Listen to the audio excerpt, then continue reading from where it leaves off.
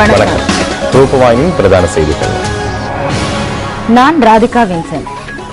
நான் இர்ஷாதே காதர். பிரதம நீதியரசர் திருமதி ஷிராணி பண்டாரநாயக்கவுக்கு எதிரான குற்றப்பேரணை பற்றிய விவாதம் பாராளுமன்றத்தில் தற்போது நடைபெற்றுக் கொண்டிருக்கிறது. நாளை மாலை இது பற்றிய வாக்கெடுப்பு நடைபெறும்.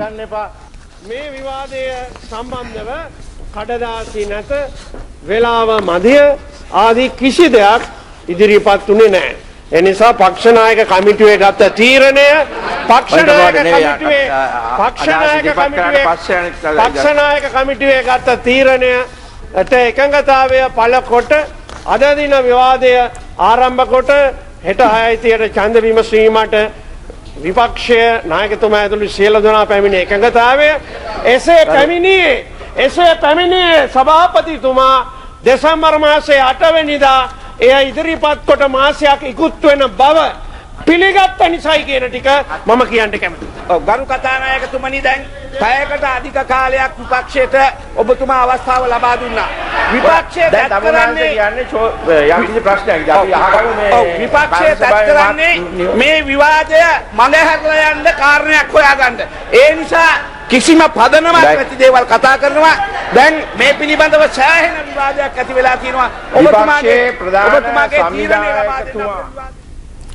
நாட்டின் திறநிலை சீர்குலைக்க முற்படும் பிரிவினைவாத குழுவினர் நீதிமன்ற கட்டடத்திற்கு அருகில் இன்று ஆர்ப்பாட்டம் செய்ய ஆயத்தமானதை அடுத்து மக்கள் எதிர்ப்பு தெரிவித்தனர். நீதிமன்றத்தின் அன்றாட அலுவலர்களுக்கு இடையூறு விளைவிக்கும் நோக்குடன் இந்த ஆர்ப்பாட்டம் ஏற்பாடு செய்யப்பட்டிருந்தது. மேற்கத்திய சதிகாரர்களின் நோக்கங்களை நிறைவேற்ற முற்படும் குழுவினர் குற்றப் பிரேரணைக்கு எதிராக சட்டத்தரணிகளை அணிதிரளச் செய்து ஆர்ப்பாட்டம் செய்ய ஆயத்தமானார்கள். ஆயினும் 4 திசைகளிலிருந்தும் நீதிமன்ற கட்டடத்திற்கு அருகில் கூடிய மக்கள் இதற்கு கடும் எதிர்ப்பு தெரிவித்தனர். எனவே வேறு வழியின்றி ஆர்ப்பாட்டக்காரர்கள் கலந்து சென்றனர். இதன் பின்னர் ஆத்திரமடைந்த சட்டத்தரணிகளும் ஆர்ப்பாட்டக்காரர்களும் வாகன போக்குவரத்திற்கு இடையூறு விளைவித்தனர்.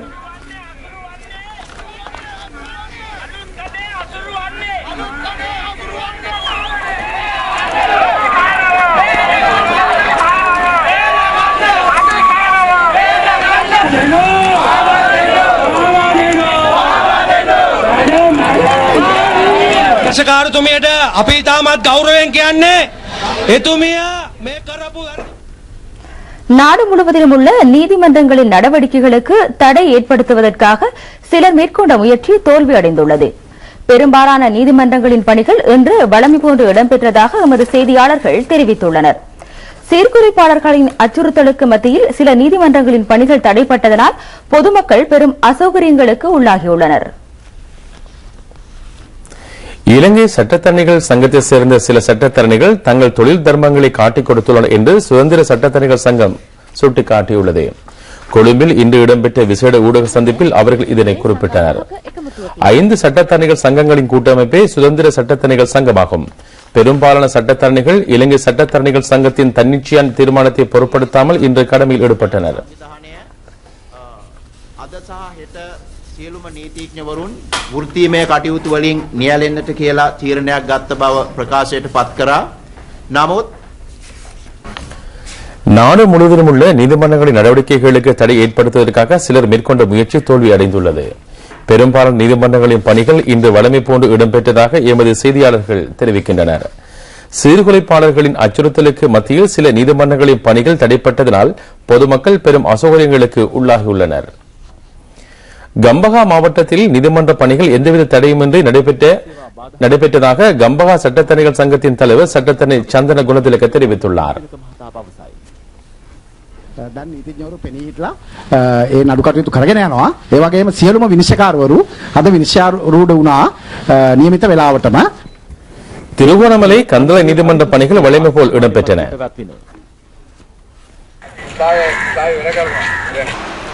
பதுளை சிவில் மேல்முறையீட்டு நீதிமன்றம், மேல் நீதிமன்றம், மாவட்ட மற்றும் நீதவான் நீதிமன்றங்களின் பணிகள் வழமை போன்று நடைபெற்றதாக எமது செய்தியாளர்கள் தெரிவித்தனர். சிறு எண்ணிக்கையான சட்டத்தரணிகளே சேவை பகிஷ்கரிப்பில் ஈடுபட்டிருந்தனர். காலி மாவட்டத்தில் சில நீதிமன்ற சேவைகள் தடைப்பட்டிருந்தன. உடுகம மஜிஸ்ட்ரேட் நீதிமன்றத்தின் பணிகள் வழமை போல் இடம்பெற்றன.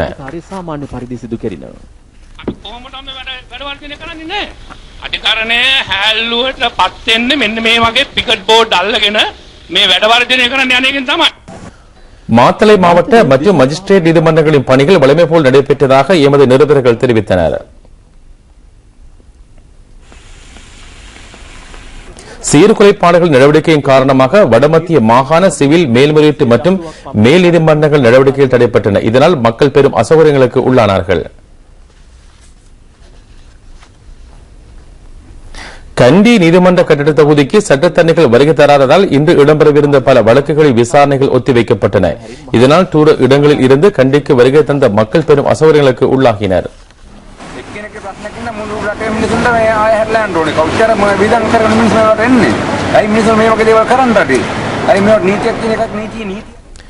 இதேவேளை வடக்கு கிழக்கு மாகாணங்களில் உள்ள நீதிமன்றங்களின் பணிகளுக்கும் தடை ஏற்பட்டுள்ளதாக எமது செய்தியாளர்கள் தெரிவித்துள்ளனர். சேவையில் இருந்து விலகி நிற்குமாறு தமிழ் தேசிய கூட்டமைப்பு பிரதிநிதிகள் சட்டத்தணிகள் மீது அழுத்தங்களை மேற்கொண்டதாக தெரிவிக்கப்படுகின்றது. நிந்தவூர் அல் மஷ்கர் மகளிர் வித்தியாலய மாணவிகள் ஜனாதிபதி மஹிந்த ராஜபக்சவை சந்தித்துள்ளனர். கல்வி சுற்றுலாவை மேற்கொண்டுள்ள அவர்கள் நேற்று பிற்பகல் அலரி மாளிகையை சுற்றி பார்வையிட்டனர். சுதந்திரமான முறையில் கல்வி பயில்வதற்கு ஏதுவாக சுதந்திர நாடொன்றை கட்டி எழுப்பியமைக்காக அல் மஷ்கர் வித்தியாலய மாணவிகள் ஜனாதிபதிக்கு தங்கள் மனப்பூர்வ நன்றியை தெரிவித்துக் கொண்டனர். தங்கள் பாடசாலையில் நிலவும் குறைபாடுகள் பற்றியும் அவர்கள் ஜனாதிபதியிடம் எடுத்துக் கூறினார்கள். இந்த நிகழ்வில் திகாமடுல்ல மாவட்ட பாராளுமன்ற உறுப்பினர் ஃபைசல் காசிம் உட்பட பலர் கலந்து கொண்டார்கள்.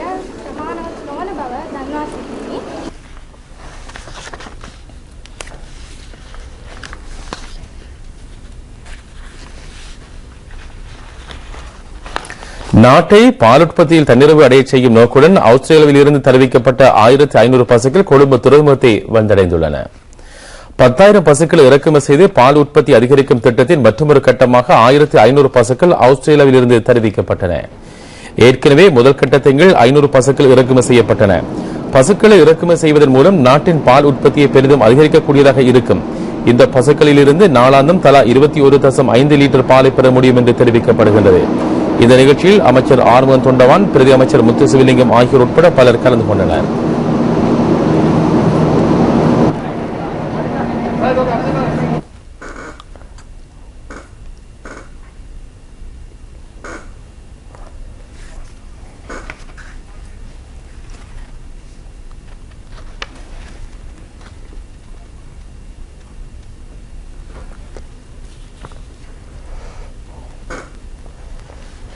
திருகோணமலை, மட்டக்களப்பு, வவுனியா, முல்லைத்தீவு ஆகிய மாவட்டங்களின் பல பகுதிகளில் மீண்டும் கடும் மழை பெய்து வருவதனால் குளங்களில் நீர் நிரம்பியதை அடுத்து வான் கதவுகள் திறந்து வைக்கப்பட்டன. கந்தராய் குளத்தில் 10 வான் கதவுகள் திறக்கப்பட்டுள்ளன.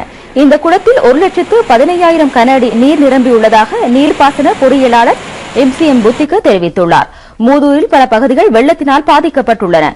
வான் கதவுகள் திறக்கப்பட்டுள்ளதனால் கந்தராய் குளத்தை அண்டிய பகுதிகளில் வாழும் மக்கள் அவதானமாக இருக்கும்படி கேட்டுக் கொள்ளப்படுகின்றனர்.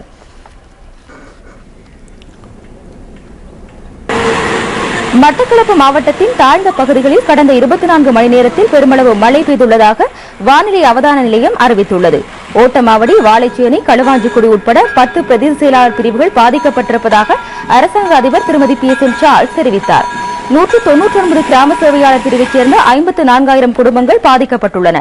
900 வீடுகள் சேதமடைந்துள்ளன.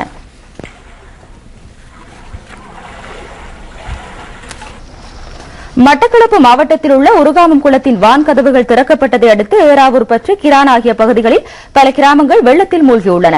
இடம்பெயர்ந்த மக்கள் தற்காலிக முகாம்களில் தங்க வைக்கப்பட்டுள்ளதாகவும் அவர்களுக்கு சமைத்த உணவு வழங்கப்படுவதாகவும் அரசாங்க அதிபர் தெரிவித்தார்.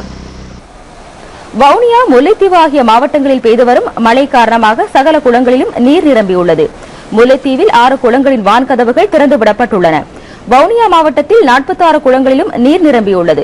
1000 ஏக்கர் வயல் நிலம் வெள்ளத்தில் மூழ்கியுள்ளதாகவும் பல வீதிகளில் போக்குவரத்து செய்ய முடியாத நிலை ஏற்பட்டுள்ளதாகவும் அறிவிக்கப்படுகிறது. கல்முனை பிரதேசத்தில் கடந்த சில நாட்களாக பெய்து வரும் கடும் மழை காரணமாக கரைவலை மீன்பிடி தொழில் முழுமையாக பாதிக்கப்பட்டுள்ளது. பெரிய நீலாவணை, மருதமுனை, பாண்டிருப்பு உட்பட்ட பிரதேசங்களைச் சேர்ந்த மீனவர்கள் இதனால் பெரிதும் பாதிக்கப்பட்டுள்ளனர்.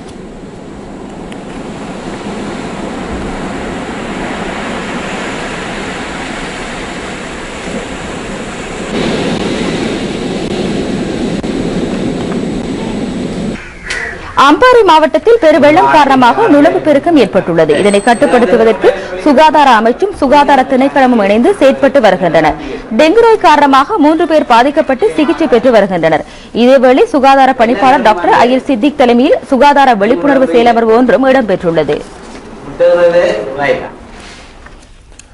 புத்தாண்டான 2013ஆம் ஆண்டு பிறந்ததை அடுத்து கால்நடை வள மற்றும் கிராமிய சமூக அபிவிருத்தி அமைச்சங்கள் செயற்படும் சகல திணைக்களங்களுக்கும் நிறுவனங்களுக்கும் அமைச்சர் ஆறுமுகம் தொண்டமான் இம்மாதத்தில் விஜயங்களை மேற்கொள்ள திட்டமிட்டுள்ளார்.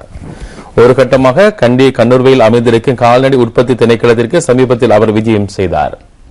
அதன் அதிகாரிகள் மற்றும் ஊழியர்களை சந்தித்த அமைச்சர் திணைக்களத்தின் செயற்பாடுகள் சென்ற வருடத்தை விட இந்த ஆண்டில் 2 மடங்காக அதிகரிக்கப்பட வேண்டும், இதற்கென சகல வசதிகளை வழங்க தயாராக இருக்கின்றோம் என்று கூறினார். சகல பிரச்சினைகளையும் கலந்தாலோசித்து தீர்வுகளை பெற்று செயற்படுமாறு அவர் ஊழியர்களை கேட்டுக் கொண்டார்.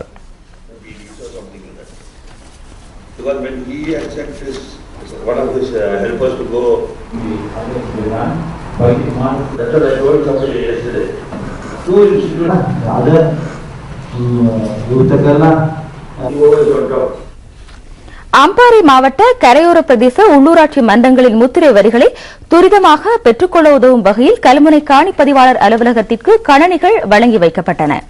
கல்முனை காணி பதிவாளரும் மேலதிக மாவட்ட பதிவாளருமான எம்ஐ ஜமால் முகமது தலைமையில் நடைபெற்ற இந்த நிகழ்வில் கல்முனை மாநகர முதல்வர் ஷிராஸ் மீரா ஷாஹிப் பிரதம அதிதியாக கலந்து கொண்டு கணனிகளை வழங்கி வைத்தார். இந்த நிகழ்வில் ஆசிய மன்ற நிகழ்ச்சி திட்ட அதிகாரி எம்ஐஎம் வலித் உட்பட பிரமுகர்கள் பலர் கலந்து கொண்டனர்.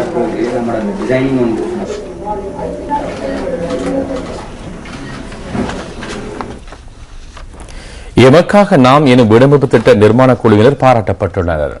இது தொடர்பான வைபவம் பாதுகாப்பு செயலாளர் கோட்டாபா ராஜபக்ச தலைமையில் பண்டநாயக ஞாபகார்த்த சதேச மாநாட்டு மண்டபத்தில் இன்று நடைபெற்றது.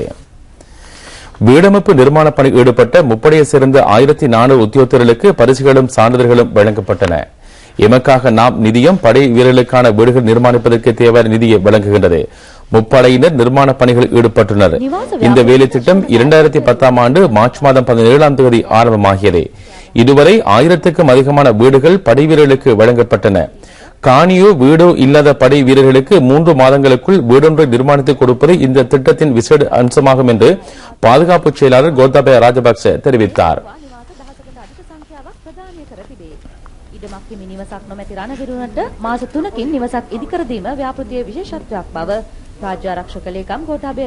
இந்த நிகழ்ச்சியில் பாதுகாப்பு தலைமை அதிகாரி ஏர் சீப் மார்ஷல் ரோஷான் குணத்திலிக்க, முப்படை தளபதிகள், தேசிய பாதுகாப்பு தொடர்பான ஊடக நிலை பணிப்பாளர் நாயம் லட்சுமண் ஹுலுகல்ல, சேவா வனிதா பிரிவு உத்தியோகத்தர்கள் ஆகியோரும் கலந்து கொண்டார்கள்.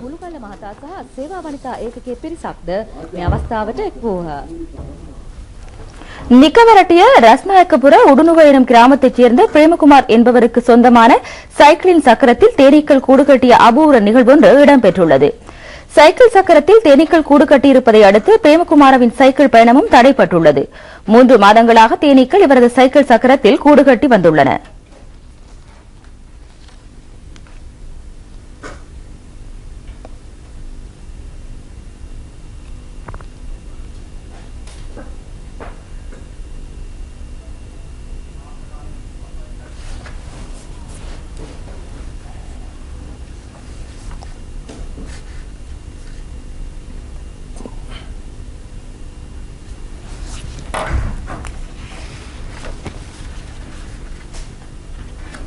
வணக்கம்.